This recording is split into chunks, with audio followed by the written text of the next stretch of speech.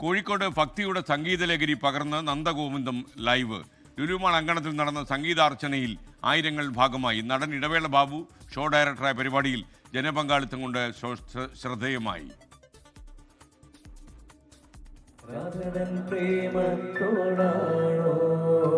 കൃഷ്ണ ഞാൻ പാടും ഗീതത്തോടാണോ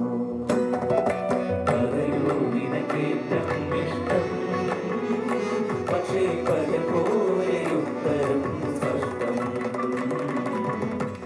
ഭക്തിപ്രഹർഷത്തിൽ ഒരു സംഗീത സന്ധ്യ, അതായിരുന്നു നന്ദഗോവിന്ദം പിന്നിട്ട സായാഹ്നത്തിൽ കോഴിക്കോട് ലുലുമാൾ അങ്കണത്തിൽ ഒരുക്കിയത്.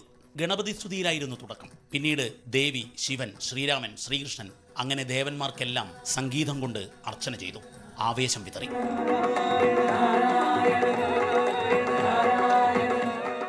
ഭജനയും കച്ചേരിയും ഗാനമേളയും എല്ലാം ഒന്നായി മാറിയ മണിക്കൂറുകളായിരുന്നു. ബഹ്റിൻ ഷോക്ക് ശേഷം ശബ്ദം നഷ്ടമായി ഡോക്ടർ വോയിസ് ടെസ്റ്റ് നിർദ്ദേശിച്ച നവീൻ കോഴിക്കോടിനെ അക്ഷരാർത്ഥത്തിൽ ഭക്തിഗാന നിർവൃതിയിലാഴ്ത്തി.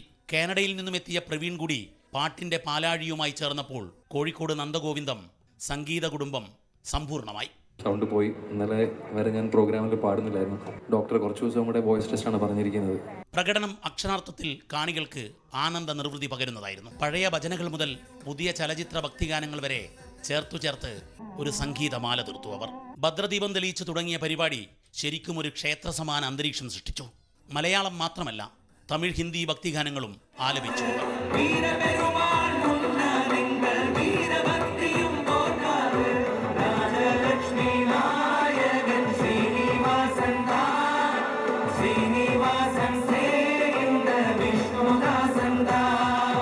ആയിരക്കണക്കിന് കാണികളിൽ ആരും ഇടയ്ക്ക് വെച്ചിറങ്ങിപ്പോയില്ല. മകരവിളക്കടുത്ത ശബരിമല ദർശനകാലത്ത് അയ്യപ്പ സംഗീതത്തിന്റെ ആവേശം തീർത്ത കീർത്തനങ്ങൾ കാണികളെ മനസ്സുകൊണ്ട് അയ്യപ്പ സന്നിധിയിലേക്ക് എത്തിച്ചു. കാണികളും ദീപം തെളിയിച്ച് പ്രാർത്ഥനാപൂർവം ഒപ്പം ചേർന്നു. വേദിയും സദസ്സും ഒന്നായി മാറി. ഭക്തിപ്രഹർഷത്തിൽ ഈ സംഗീതരാവിൽ.